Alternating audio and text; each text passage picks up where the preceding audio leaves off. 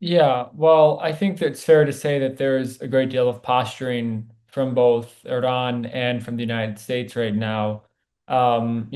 Clearly the US has pummeled Iran from air alongside the Israelis.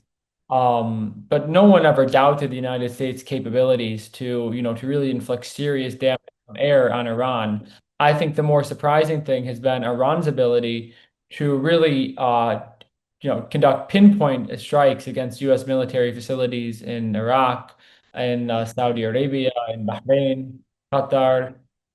That's really the surprising thing here. And of course, the Iranians' ability also to effectively shut down the Strait of Hormuz. So I think the Iranians have exceeded expectations, actually. Yeah, I mean, right now you have the U.S. basically, it's trying to take out Iranian ballistic missile launchers, weapons facilities. Obviously, the big hit that just occurred was the U.S. strike on Karg Island. That is the island in the Gulf from which Iran exports, practically all of its oil, with this small exception. So the U.S. basically struck military facilities there. The Iranians have responded, obviously, by firing Shahid drones and a decreasing number of ballistic missiles. Really, it's mainly the Shahid drones that they're firing. They responded by firing those and in the Gulf states. Today was a very interesting day because what the Iranians appear to have done is hit energy production facilities. So until today, most of their strikes were targeted at terminals and export facilities.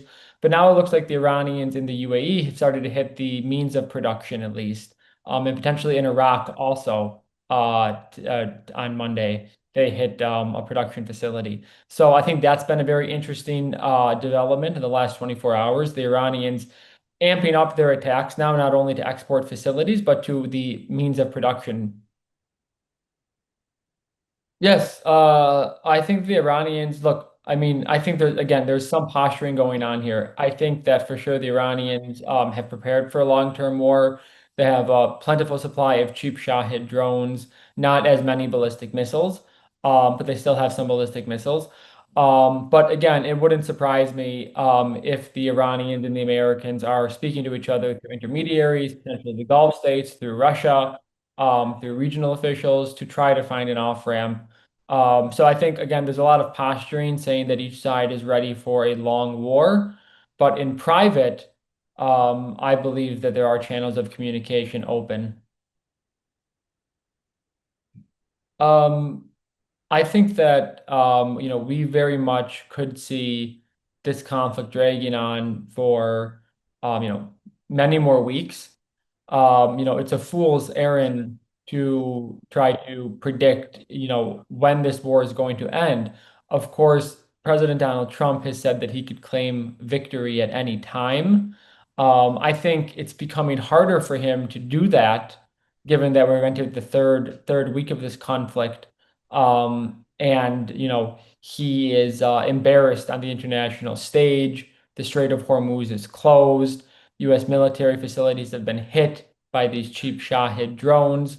The Iranians clearly are posturing and they're showing that they're prepared for a long war, potentially to go into the summer, I think it's fair to say. But again, I think there are back channel conversations going on. And each side basically is looking towards mediators in private channels to try to find an off ramp. Iran is constrained in one sense, I think, by its ballistic missile arsenal, which has been depleted.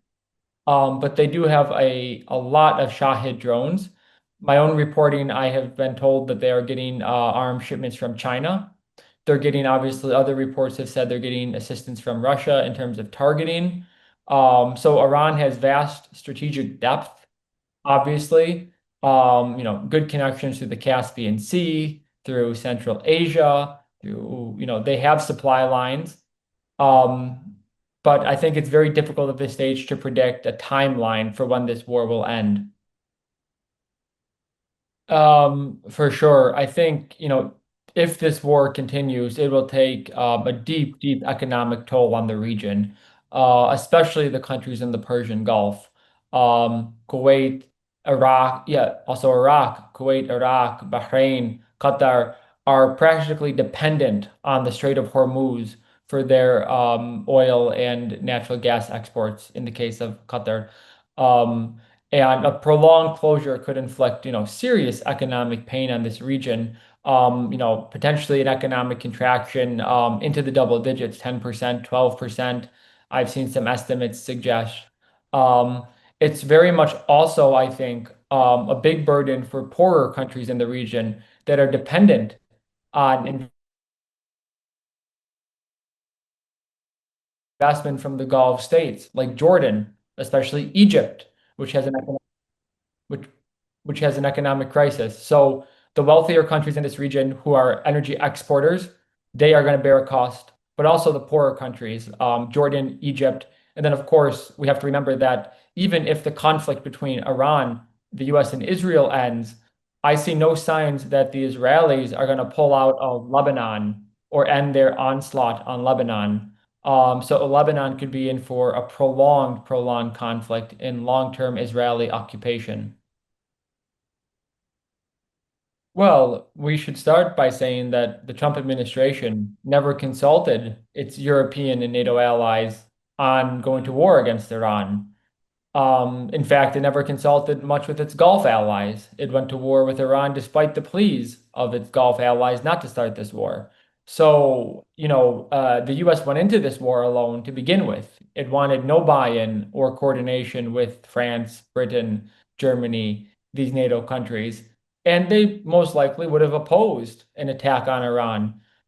They are going to pay a very high price in terms of rise in energy prices. Already, I'm in Southern Europe. The price of gas is hitting, €2 per liter. Diesel prices are skyrocketing. Jet fuel prices are skyrocketing. So the Europeans very much are paying the price for the U.S. war on Iran. Um, and I think that they have rebuffed Donald Trump and they have sidelined him in his appeals to take a role in the Strait of Hormuz. Because again, they were not consulted on this war. They did not want an attack on Iran. And they are going to sit this conflict out. Well, the attack, the one example of an attack on the UK that we had was the base that the UK has in Cyprus. And of course, the UK took some defensive actions to shoot down these Iranian drones, which I should say, we assume they were Iranian, but we don't know where they were launched from. Likely they could have been launched from Lebanon. Um, France, of course, has deployed warplanes to the UAE to assist within the defense of the UAE, the air defense. Um, but France has not been directly attacked by Iran.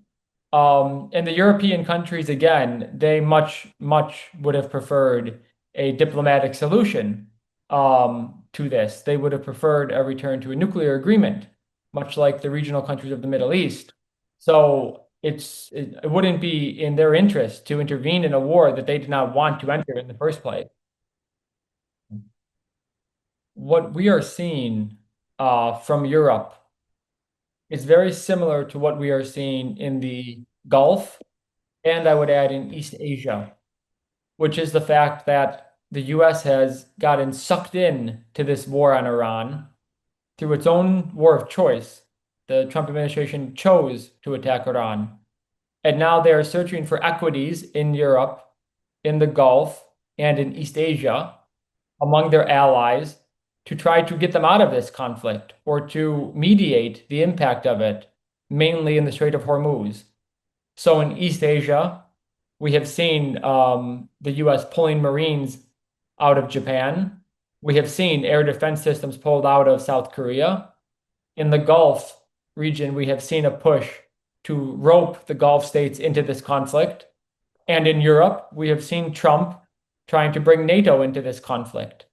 But the fact of the matter is that none of the United States allies want to invest themselves in a war that they did not start and that they do not want. I think that if the war ends with the Iranian regime, the Islamic Republic, intact, having demonstrated that it is able to close down the Strait of Hormuz at will, that will be a severe loss for the United States.